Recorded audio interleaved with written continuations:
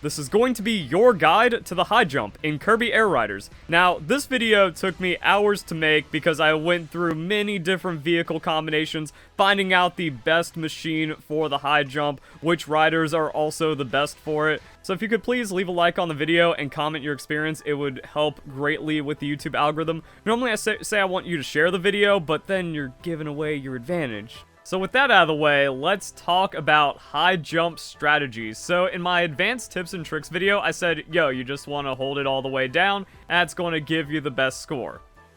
Which, for the most part, works. However, there is an angle that takes you much further, and we're going to explore getting a hold of that angle if you want to play perfectly. Now, the best angle is just barely not all the way down, and the best way to hit it is to not like tilt into it. You want to start at the back, and then you want to let go just a little bit until your little indicator starts to go down. So like you can see that the blue triangle will adjust, and you want to get it to like when it first goes down. So even then, just like a little off all the way back, we go slightly further, and that's like beyond just holding it all the way down after multiple tests. Yeah, so if you can see the blue triangle, like it will move up and down. So let's try that. Like we have it just a bit more, and then you just want to like lock your finger and hold it there. But it'd actually be pretty funny if you had like just fat enough of a finger to where you can just rest it and get it every time. But now we're pushing into the 140s. So practice that. Good luck, have fun. I found that out in Mewtwo King's stream, so go and check him out. He's putting a lot of work into the game, and his chat also has useful information. Now, because it's a precise angle and not completely consistent, for the testing in this video with like the different character and machine combinations, I just hold all the way back, and you just start holding back, and it's going to put you in effectively the same place. But before I get into those numbers, I want to talk about something weird that happened with my advanced tips video. Because in that video I said you can press A on the first boost of the jump pad and it lets you go further, which isn't true. However, my experience was different. Even though you don't have to do that anymore compared to Kirby Air Ride, and I was going back through the footage and something weird happened that I can't explain that like made me come to that conclusion. So I did 588 on just the glide with Paper Star Cappy.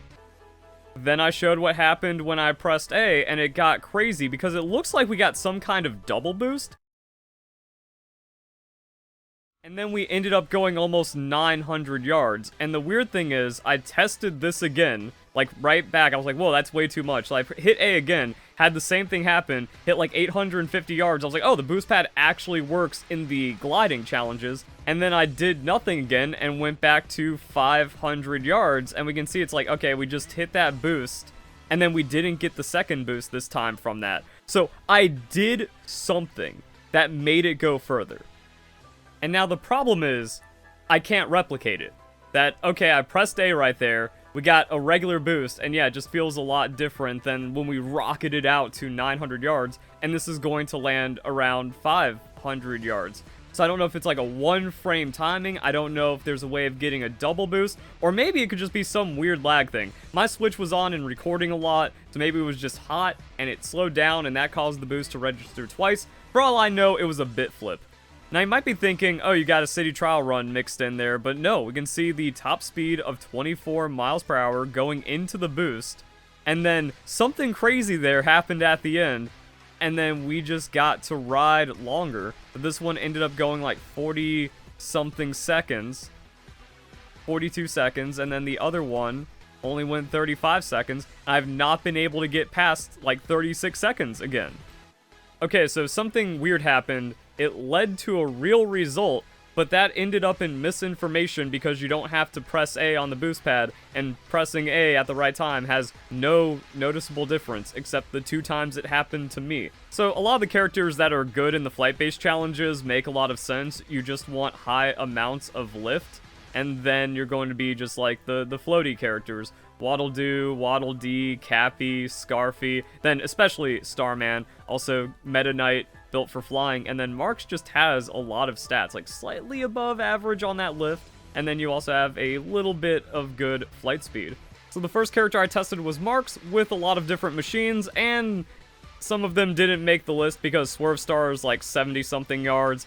Transform Star is just terrible, so even if you're trying to play to be ready for everything, actually no, you're just worse at whatever rolls up. A race? Well, the bike form is terrible. Oh, a gliding challenge? Well, the glider is actually worse than everything. Like, the Warp Star is just better at both things than the Transform Star. I don't know its purpose. And then we can see some really interesting stuff. The Paper Star is one of the worst flight stars to use in the high jump. The Jet Star even beats it. So then we really just need to talk about the top 4. We have Vampire Star, which is 4th, Warp Star, which actually does really well and hangs out in the top 3.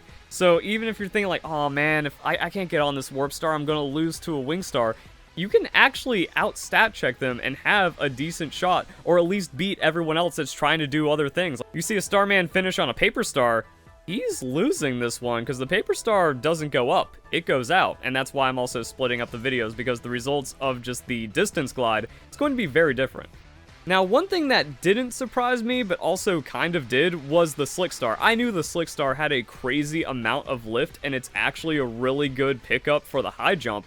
I just didn't think it could actually compete with the Wing Star or be so far ahead of all the other things. And then, of course, the Wing Star is the best one for this mode.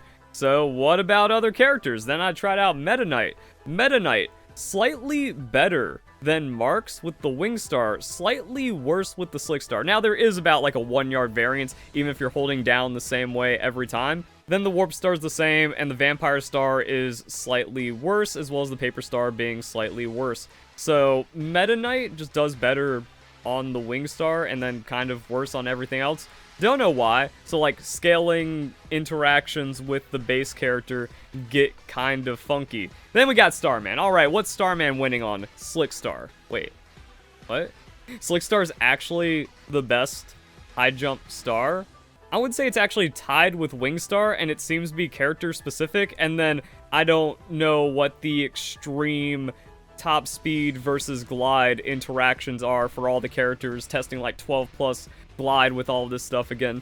This is just Stadium, which seems to actually replicate really well. One concern is, yeah, but what happens if I get 15 flight? Does that make Blank Star better? It doesn't really seem that way. That I tested the Wing Star versus the Vampire Star, both with plus 17 glide and then plus 10 top speed, and was effectively like the same ratio of results. So it's not like, oh, I get more glide and then the Vampire Star outscales the Wing Star, outscales the other star. These stats seem very consistent because the Stadium is just the same thing but like a flat amount of stats. Don't know the exact amount. In the original game, I've seen discussion of people saying, like, you start out at -4 compared to the default Stadium challenge or something. This seems a little different. Either way, the stats scale fairly the same, so it doesn't really matter too much. And then Cappy coming in and being rather surprising that Cappy is better than Starman for the high jump. That, okay, yeah, it's pretty much the same on the Slick Star, but if you're both on the Wing Star, Cappy wins on the Wing Star, and then Cappy also wins on the Warp Star, and then I just kind of threw away the Vampire Star because I did my testing. It's like, okay, Vampire Star, perma 4th, Warp Star just might be one of the best vehicles in the game because you can win races on it just fine, and then you can also win all the gliding challenges just fine. You will lose to a D2D Rex Wheelie, but at least you have the best chance of success if it's random. Now, just to make sure nothing weird happens, I'm going to try Starman on a Wing Star, holding down from the start, because that doesn't seem to make much of a difference, and if I get something over 120, it's going to be too weird for me. But it feels like Starman, consistently 120-ish, if not just exactly Cappy, so that's why we also run tests. I've done it multiple times, and like kind of loosely paying attention, like, oh, 120, oh, 121, 120, that's kind of the same, it's all the same.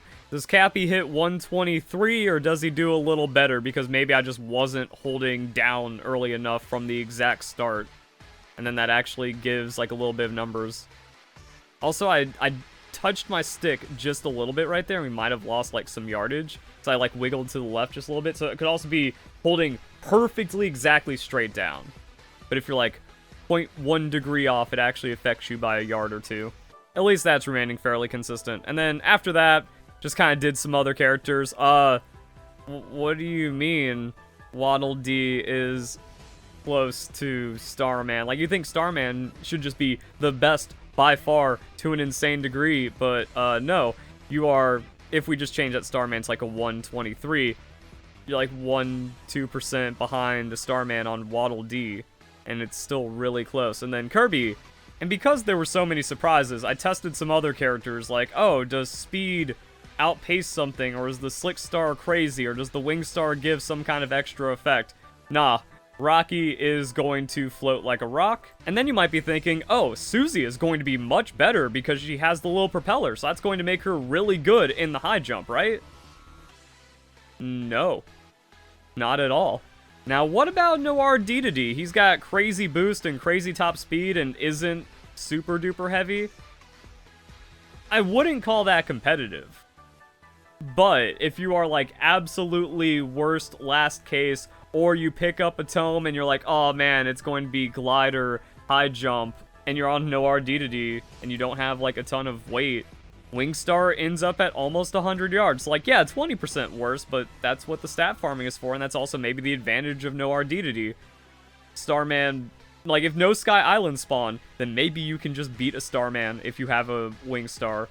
Now, you also want to take this strategy into City Trial to get to the Sky Island sooner. That, a lot, like, your natural instinct is, oh, I take the volcano and I try to, like, straight line to it, and maybe I lift up a little bit if I need to. No, like, from this crazy energy portal thing, you just hold back all the way until you kind of run out of height, and then you want to go straight out. Same thing for going to a Sky Island, where you want to go as high as you can, and then when you can't go any higher, that's when you level out and then hope you have enough to make it. So that's going to give you more value out of your stats as well. And then let's see how Scarfy does. So just kind of a floaty character, but kind of in that mid-range around Kirby. So nothing like, oh man, this changes all the calculus. Nah. Actually, more comparable to Mark's, and then we can see how Waddle Dee does, just to make sure we have, like, all the numbers on the viable jump characters. Or Waddle Doo, because we already did Waddle Dee. I was more like, you know, the characters, Cappy, Starman are the best, everyone else just kind of, however they do, just get more stats, everything's viable.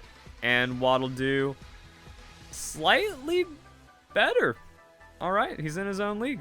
Worse than Waddle Dee, better than Kirby, and then worse than Waddle Dee, better than Kirby, and then we can see, like, the Marks and Meta Knight comparison, where it's like, okay, so Scarfy is in the Marks Meta Knight tier, and then Waddle Doo is in his own realm, and then, like, we got top 3 of Waddle Dee, Cappy, and Starman.